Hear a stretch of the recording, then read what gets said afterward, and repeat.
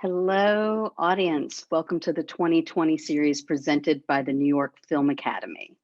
The 2020 series are conversations with creative visionaries about craft, creativity, and collaboration. We're going to do 20 minutes of shop talk with our amazing, brilliant, just like a wondrous woman that we have here today. And then we're going to answer questions from you guys, the global audience. This is your time to jump in here and get some questions answered from Aimée. So please write into the Q&A. Hello, hi, Aimée. Hi, Liz. So Hi, great everyone. having you. Hi, everyone. Thanks. We have a big audience today. So exciting. Oh, So wonderful. interesting. So I was looking at your CV, and you went and had very early on got a master's degree in music. So I am curious, especially coming up, everybody's like, oh, I just want to be a celebrity, or oh, I just want to be a star, or oh, I just want to be a singer at, on stage.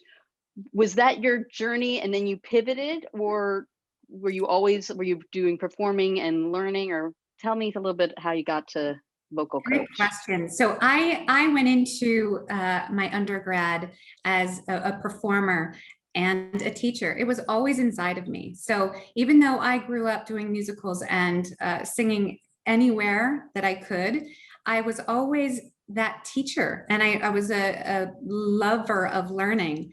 And so when I was in my undergrad, I actually started teaching in our community. I went to the Eastman School of Music, and there was a wide community of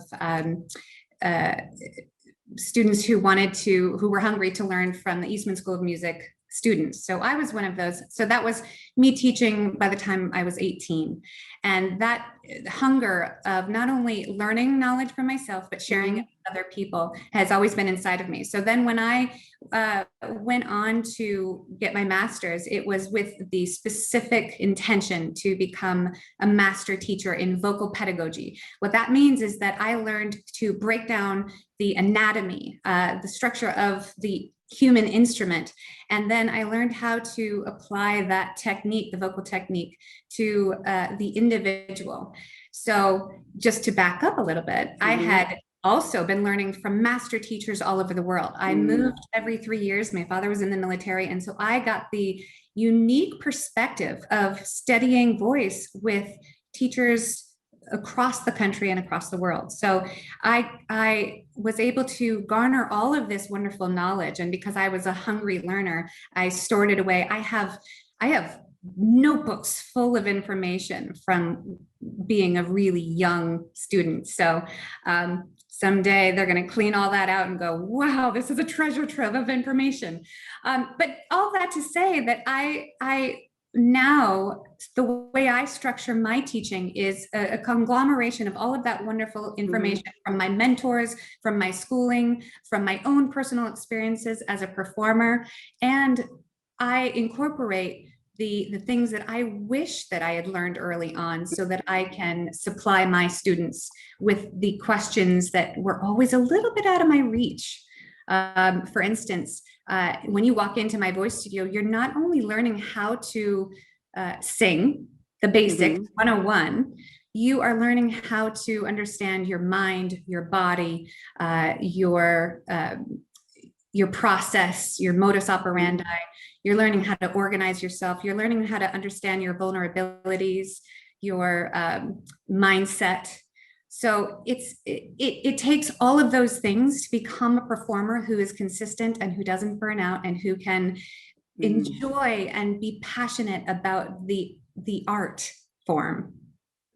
So when you were a performer, did you incorporate a lot of that, or was this is little bits by bits? And was there a time when you're like, performing is not doing it for me, and what was it not doing? Yeah, I think that there are times in every artist's life where you wonder, what's it all for? You go through the rigorous training. And I have to say, and I think a lot of people can relate to me, I studied with a teacher at one point in my life who was determined to break me down. And we all know how that goes, right? You break a human being down to eventually build them up.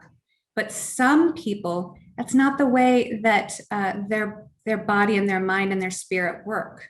right? So there were moments in my trajectory where the breaking down or the loss of the joy was very evident. And so I had to take a step back and say, how could I do this different? Or who am I going to seek out as a mentor who does it differently, who can embrace me the way I learn, who can learn how I learn and respond best, and then build me up from there. Because in this industry, you have to have immeasurable amounts of confidence. We are bearing our souls, and we are doing something very difficult and vulnerable. So to answer your question, I learned by doing. I learned by what I didn't appreciate that was taught to me. And a lot of the old school teachers, that's how they were taught. It was a system of breaking down the ego to build it back up. And unfortunately, I see that still going on today in some of the best music schools around the country. And I'm here to say there's a different way of doing it. I'm not against giving tough love and honest truth, but in a way that supports the human being and supports the whole person and the artistry that's within. You don't have to lose the joy just to learn the art form. You have to ask the hard questions and you have to continue the work, but you don't have to be miserable while you're doing it. And how do you teach confidence? And how would you teach confidence differently to a upstarting person as opposed to a seasoned veteran? Well, that's just the interesting thing, because the person starting out and the seasoned veteran may not have much of a difference in terms of their confidence, their ego, their ideas of self-worth. So first and foremost, I learn how the person learns best. Every student that walks into my studio, or every client that is on the Broadway stage already in the role that they have to take on and digest, I learn how they are processing information. So basically getting to the essence of who you are, what uniqueness you have within you, and then releasing tension and having a mindset that is a forward-thinking, positive mindset, so that you aren't trapped in negative thoughts or old habits. You are not comparing yourself to other people. There is no one else. You are it. Your experiences, your past, your upbringing, your processes, your path along the way, all of that creates who you are as an artist. And so if you're not tapping into that, if you're trying to be someone else, then you're losing the true essence that all of us as audience members have come to see. When a beginning student comes in, there's this fresh idea of, oh, I want to sing, but I don't know if I can, and I don't like singing in front of other people because I don't feel comfortable sharing that part of my soul with other people. Right. So my job is to say, you have this all within you. Let's start with the basics of, you love to sing. Let's just do that for now. And don't worry about singing like Taylor Swift at this moment. Sing like you. Versus a Tony Award winner who comes into my voice studio and is training for another role and says, I don't know how I can compare to the last role that I won a Tony for. I don't know if that, if I can rise to the occasion. And my job is to say, it's in you. Let everything else go. Don't compare yourself to the Tony Award winner that you have been and are. Let's just do the work here and now, right? So totally. Being really grounded and knowing who you are at the core is just something that I encourage, and I have to remind people on a daily basis. I have two questions, but one is I keep thinking, so what happens, because you're also human, so when you get a super elite, like someone you've like heralded as like, master in the field, comes and wants vocal coaching from you, how do you not get intimidated by that? Or what have you done? Give me an example of that. I take a big breath, working on the last show that I was in, the house, which was what? In the Broadway house for Girl from the North Country. You have some just powerhouse voices and people who've been in the industry for a long, long time. And I go in and I'm truly in the moment and reminding myself, You're just human. They're just human. I have listened to them and adored their voices from afar for a long time, but I'm here to be myself and offer up what I can. And 9 times out of 10, no, forget that. 10 times out of 10, they meet you where you're at because they just are human, normal, everyday people, right? So putting people on a pedestal, it's not necessarily where you want to be. Everyone is equal. Everyone starts from the same place. You know, I have 3 children, and I often will say, excuse my language, everybody poops. You know, we're all just individuals who go through daily life. We have our struggles, we have our joys, and if we can share those and become vulnerable and open and not have a pretense, it's just such a good place to start. So yes, there are those people who I work with that I have just jumped into the game of let's do the work together. Let's collaborate. And then how do you, so you're working, so are you hired, let's say on a Broadway show, who hires you, and are you collaborating with the director? Is it the producer? Is like, yes, all who's of the buck above. stops there that you have to listen to? Well, you know, listen, the music director is usually the one who will reach out and say, let's work together. I'm either in the audition process at the beginning or I'm hired after. And the producers are always going to give the go ahead. Some shows can afford it and some shows can't, because it's a luxury to have a vocal coach on board, I think. But it's a smart move to make, because you've got to keep the stamina of the actors. You've got to make sure that they are singing the correct diction with the correct breath. Everybody's doing information in your chorus numbers. You want to have a vocal coach there to bounce things off as a music director, because as a music director, you're busy with the orchestra as well. So it's very much in tandem. We complement each other. And there's definitely times where I'm working with the director. I am in the room with the entire cast and creative at times. And then oftentimes I will have the actors alone in the studio, in the voice studio with me. So it's just one-on-one digging in, creating and road mapping specific songs within the show for vocal, emotional color, breathing, posture. What are you doing with your body when you're singing this high A, which is a difficult thing. What vowel are you singing? What's the formant space in your mouth? So it's all of these small details that then need to be brought onto the stage, and the soul of the character needs to be added.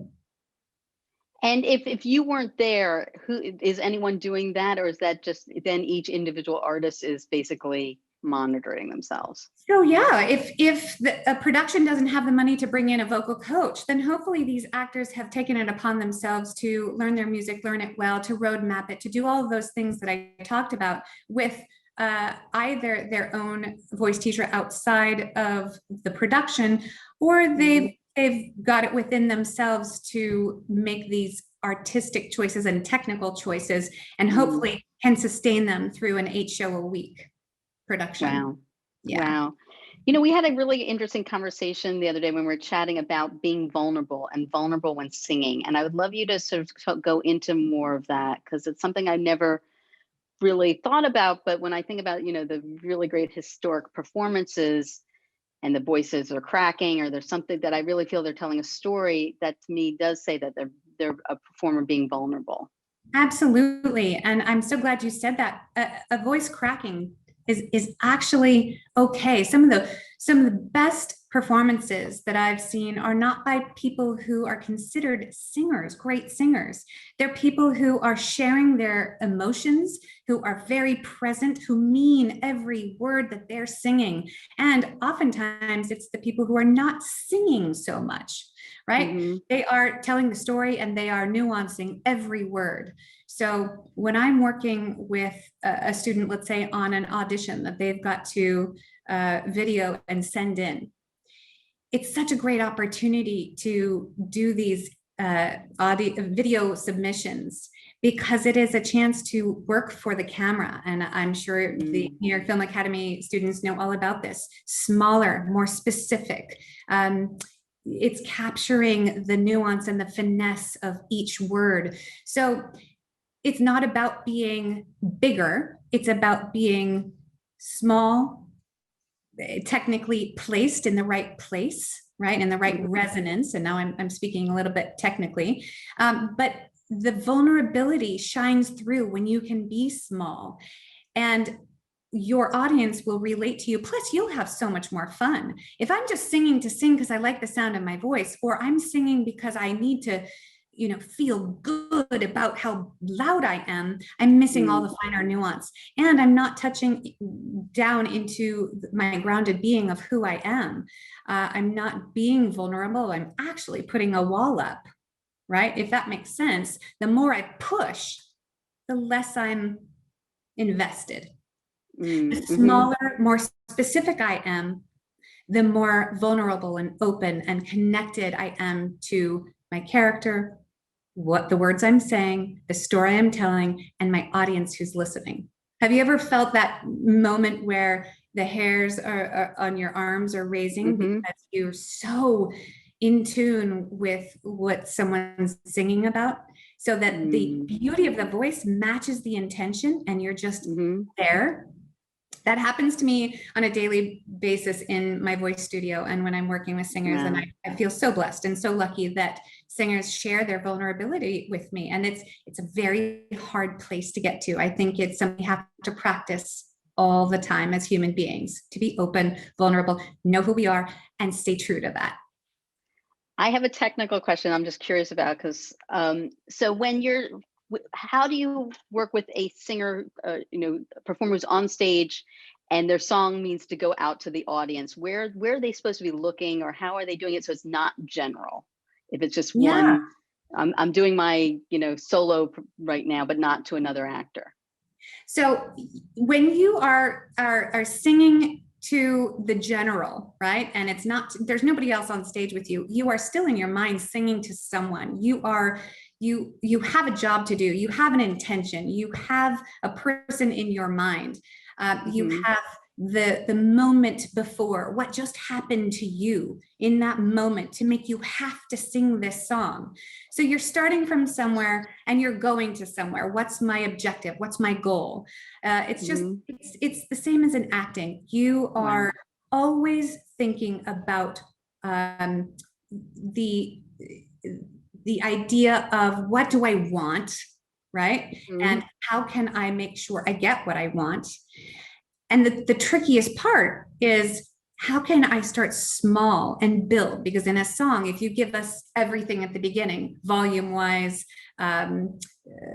story-wise, then there's nowhere to go. There's no trajectory. So starting small and simple and building upon that. Also, technically, you're going to be less tired by the end of a 4-minute, 11 o'clock number if you're starting small and having somewhere to go. So, my answer to that moment where you're alone on stage and singing what seems like a monologue is, you are always having a goal of singing to someone in your mind's eye, and you know what you want and how to get it.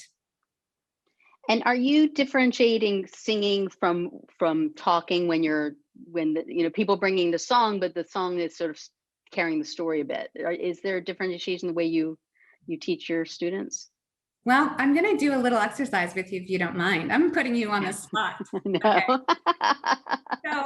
So there's an exercise that I like to do to just remind people that singing is speaking on pitch. So I'm going to just sing to you, and you're going to sing back to me, but answer my questions.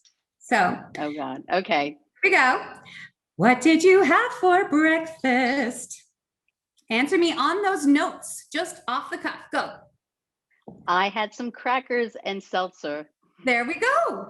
So you just spoke back to me on pitch, and we had a conversation, right? And so making sure to remind my singers that if you are speaking on pitch and you are meaning what you say and you are letting the air release, and letting the body release and relax into that conversation, you're going to have a much better time than when you are trying to make everything perfect and you are held and you are tense, right? Mm-hmm. So speaking again, what is your favorite ice cream? You know the answer. Go. I really like pistachio. Good. There you go. And so anybody can sing back to me with that conversational style, right? And it's so important to not build up the tension and bring up the weight. We often talk about weight in singing, right? And make it be that's I totally got. Make it be a performance. It's not a performance. It's in the conversation. Doing what in the conversation. That's exactly right. Yeah, exactly. So Amy, we have like 8,000 questions, so we're going to try to. Let's dig in. We're going to try to approach. Okay. Rod asks, how do you manage to cultivate a confidence in yourself to be able to be part of this world and develop yourself freely? Any advice to artists who are training themselves under the whole context to develop, past their problems, basically? Yes, absolutely. So I talked a little bit about knowing yourself, knowing who you are, and this industry is really good at making you feel less than. Have you ever heard that story? Oh, come back and see us when you're 10 pounds lighter, or you're too this or you're too that for this role. No, there is only you in the moment. There is no waiting around till you are a different person. You are growing and learning every day, but you are absolutely perfect and right where you need to be in the moment. So in order to gain that self-confidence to give forth and go out with what you have under your belt right in the moment, it's not comparing yourself to other people, other artists. It's okay to admire another singer, another actor, but don't try and take on their persona, their artistry, because that's theirs. You have something else to give that hasn't been seen yet. So easier said than done, I know. But when you continue to do the work and you get your team around you, I often say, if you have a team of mentors, a voice teacher, an acting coach, if you're a dancer, then you've got someone who's been guiding you along the way. If you have the right people in place to lift you up versus, like I said earlier, break you down, then it's a faster trajectory to getting to where you need to be. Really owning who you are, but really understanding and figuring that out first. Now, we change every day. We wake up as different human beings, depending on what we did the night before or what, is it raining outside? So you're always having to adjust. And I think the biggest thing is asking yourself the question, who am I? What do I really want? Trusting your instincts and not being swayed or trying to be someone that you're not. And you're absolutely perfect just the way you are, right? That was a big first question. No. That would be a whole episode. So then technically, and this might be very basic, but maybe not. Miriam asks, how do you breathe right while singing? I don't know. Is there a wrong way to breathe while singing? So let's get technical. Breathing happens in your lungs, right? Well, you've got to have all of the space in your rib cage to allow that open breath to happen. So you breathe in through your mouth and you allow your lungs to fill. You breathe out through your mouth and you allow your lungs to collapse. Well, breathing for singing, that has a little bit more of coordination than that. So one thing that I like to say is breathing with your pelvic floor. All right, so if you're sitting down, you can try this out, or if you're standing up, you can go do a Valsalva maneuver, which is hold your breath, and you'll feel your diaphragm bear down into the pelvic floor. Yeah, you can start feeling that diaphragm and all of those muscles engage. So when you're singing high notes, when you're belting, when you're needing to be loud, that's the mechanism that you're wanting to tap into to get those notes. Now, when we're just singing like Liz and I did practice a couple of minutes ago, what did you have for breakfast, right? I'm just taking in a quick little breath. I'm releasing my larynx with that breath, and I'm releasing that breath. I didn't need to bear down into my pelvic floor for that. But if I am breathing to really belt and to sing loud notes or high notes. I want to have that breath support. So, you know, this is the easiest way to kind of get that across. There's lots more components to it, but it gives you an idea of how intensely you are breathing into that low body, not just the upper lungs. And along that, Yasmin asks, what do you recommend for an actor who wants to work on their singing skills? Oh, so I love working with actors first because you know how to tap into the language, the words that you're saying. You understand what the word means before you sing it. Let's say you're singing a word about love. Well, here's the note. Love.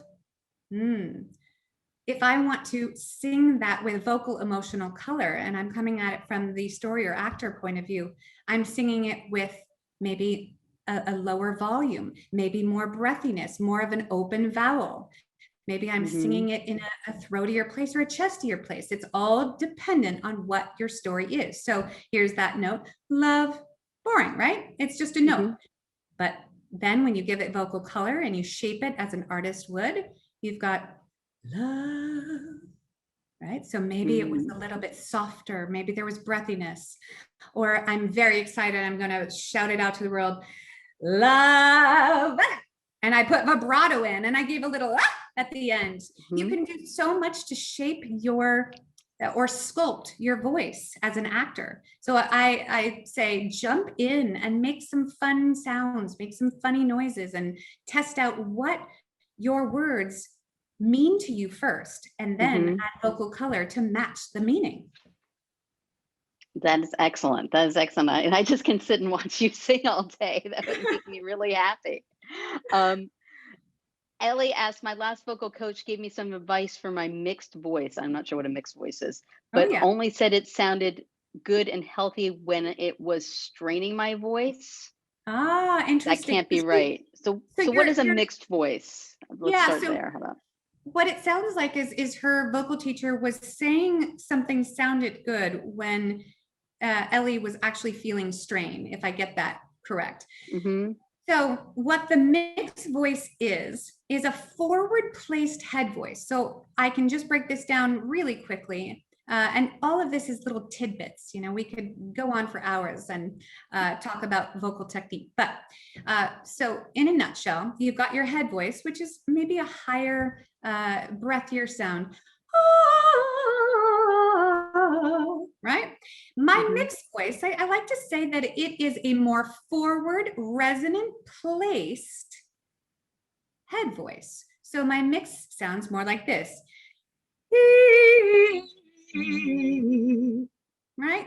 So it's a stronger, more strident tone. It's used in musical theater. And then you've got more of a mixed belt, which I like to say, I call my friend across the street, hey! That's a big sound. That's a shout, but it's placed in the right placement. So it's in your sinus cavity, right? Which goes from your unicorn horn down underneath into your sinus cavity. That's space for resonance. And so if I'm going to sing in my mixed belt, it's hey,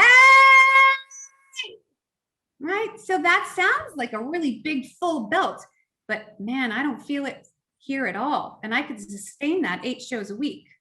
So the difference between a mix and a mixed belt is volume, it's pressure, it's placement. And in your mix, Ellie, you always want to be coming from a head voice placement first, not a chest voice placement. And that's, I think, maybe controversial. I think voice teachers have different ways of teaching it and breaking it down. But I like to make sure that people aren't bringing up weight in their mix. They're bringing the head voice down and forward into the pocket of their sinus resonance. Wow, that is really technical. That is. I mean, it all seems like, when you're talking head and chest, it's like getting away from your throat, which I imagine is you could strain your throat very easily. That's key. You want to keep this mechanism working long into the future. And, you know, our artists are asked to be superhuman. They are asked to sing in a way that is brutal, like an Olympic athlete. So 8 shows a week, dancing and going full out, it's one of the toughest jobs out there. So we want to keep people safe. We want to keep people healthy. We want to keep the voice working for as long as possible, right? So singing from your throat is not going to work for long.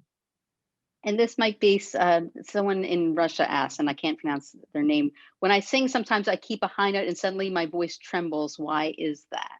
Yeah, it may be lack of breath. You say you're singing for a long period of time. So if the air stops moving forward, then the air goes back and down. We want that air continuously spinning forward. And we want the space to be such that your whatever note you're singing is continuously lifted up into the resonance. A lifted soft palate is one of the best ways to get more efficient air into the resonant space. So for instance, I'm singing a long high note here.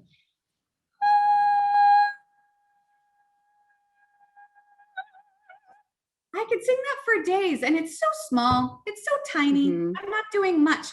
But what I'm doing is really working inside with that muscle, the soft palate being lifted and putting that air, continuous energy air into the space that needs to resonate. And so I want to pivot away from that. This is interesting. Sabrina, she works in the podcast industry, and this is also for voiceover people too. Yes. And she wants to know, like, is there tips for being good on the mic, basically? Yes. I imagine. Yes. Okay. So plosives, those are the p, anything that gets you spitting, right? You want to make sure that you are not having too much of a plosive consonant in the microphone. The dental consonants, d, t, right? Those are also very live. So you want to make sure that those are slightly muted. And that doesn't mean speaking back here. It still means speaking forward, but you're not exploding them at the lips, teeth, and tongue. The other thing is to keep some fatigue out of the voice. There's a common habit that happens where we speak on the vocal fry and don't realize it. Just in conversations that you're having with your friends, I hear it all the time. Hey, what's going on? How are you? What are you doing today? So next time you're in a conversation with your friends, see if you can identify what that vocal fry sounds like. That is detrimental to the voice, and it's the unseen culprit, because you can end the day feeling so fatigued and think, well, I didn't even sing much today, but did you speak on your vocal fry, or did you move your air in a continuous fashion? Take full and deep breaths. And that's the other thing. As human beings, but what about taking the time for ourselves to breathe in, lower the larynx with a beautiful breath, fill our lungs and our bellies, and then continue our conversation? People have to learn to wait, right? So for singing, for speaking, for podcasts, for maintenance of everyday voice, keep an eye on how much you're moving the air versus speaking and holding the voice. I just held my breath, and that took a toll on my larynx. So don't forget to breathe in. Don't forget to move the air. Don't speak on the vocal fry. And specifically for microphones, when you're speaking, don't have too many plosives or dental consonants. That's a lot. That takes practice. That takes a lot of practice. Yes. From all when you were studying and really with mentors, what is like one or two that are like these golden shining things that always come back to you? Oh gosh, there's so many. I love to torture my students in ways that are good torture, right? So I will give you a little secret moment here that all of your Film Academy students will laugh at. But I take a paper. It can be a paper towel or a regular towel. And I pull my tongue, and I do this to release the base of the tongue, which is under here, and to release the muscles of the larynx. And what happens when you release the tongue, and everybody has tongue tension, especially singers who are trying to sing from here up and not using their breath support. what happens is there's a blockage of sound, right? So I'm going to sing a note for you without my tongue pull, and then I'm going to show you how to pull a tongue and see if you can hear the difference in the sound, okay? This is all fun and games. So here's just a simple ah. Ah. All right, here's a tongue pull with more space inside the mouth because the tongue is released and not tense. Ah. There's a huge difference in the resonant sound of the voice. I did the same volume and the same note, but did you catch the difference in the tone or the flavor of the sound? In the tone, and it definitely, it sounded richer. It sounded like denser. Richer, fuller, not pushed, just easily resonant. Right? I'm sure many of you have sung in a tiled bathroom, in your shower, or in a really great acoustic space. That's what happens when you have the training that teaches you how to speak and sing in your resonant space. Think of this space as a microphone or a megaphone, that once you hit that space with your breath, you're not having to try, you're not having to push, you're not having to strain. It's a wonderful feeling. And I think I'm curious, like we're getting near to the end, I'm just looking here, but people auditioning on Zoom, if that, I know that a lot of actors are doing that. I don't know if a lot of singers are doing that. Absolutely. And if anything, and especially Bhuvan even asked, when he encouraged me to ask this, is because what happens if you yawn or sneeze or giggle or break the fourth wall or do whatever things that you should not be doing? So that's part of the idea that I was getting to before. Entering, the room or the virtual room and being who you are. A sneeze happens. A cough happens. We're human beings. And so not trying to be someone who is inhuman. It's okay to do those things. And, when you're on a live Zoom audition, that's that first chance for a director to get to know your personality, because it's not just about, can you sing the song? Are you a good actor? Do we believe you in this role? It's about, do I want to work with you as a human being? Do you have the personality that, is easygoing? Do you take direction well? If you sneeze, are you going to act like it never happened? Or are you going to say, oops, excuse me?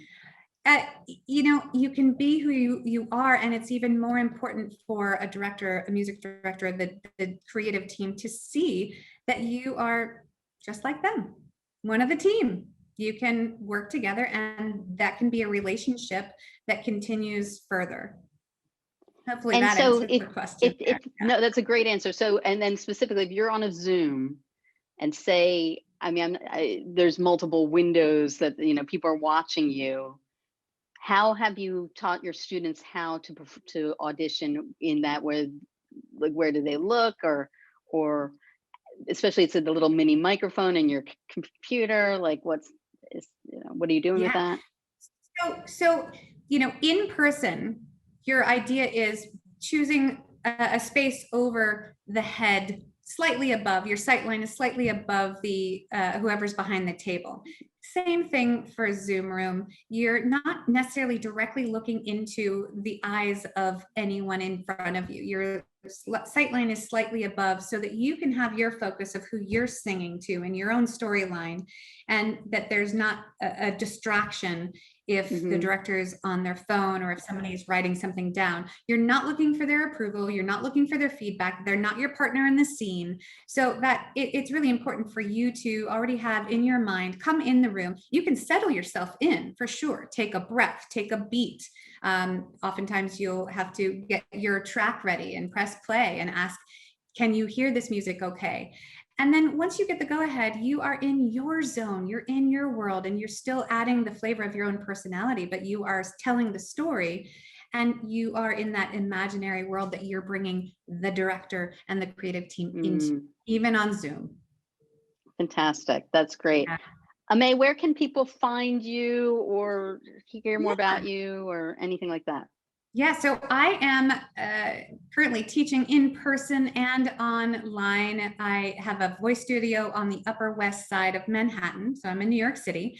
And I also teach Zoom all over the world. So get in touch with me if you want to chat more.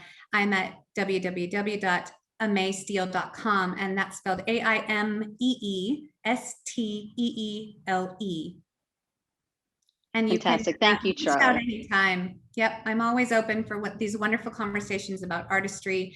Singing is not just about the technical. It's not just about the beautiful sounds you're making. It's about the whole artist and what you bring to the table as the actor, the sculptor of the sounds, your vocal emotional color, your vulnerability, and the light that's within you, your passion. It's always about how joyful can you be doing what you love to do. Well, I love it. You're the perfect guest, and I love getting the chance to sing with my non-singing voice. That was super fun. I'm so proud of you for just going with it. That was great. And we're so happy to have you. So thank you so much for spending time with us today. Anytime. Thank you. Thanks, everyone. And thank you, New York Film Academy, for presenting the 2020 series. We love it, and we have such amazing guests, and we're very grateful. And have a great week, everyone. Bye.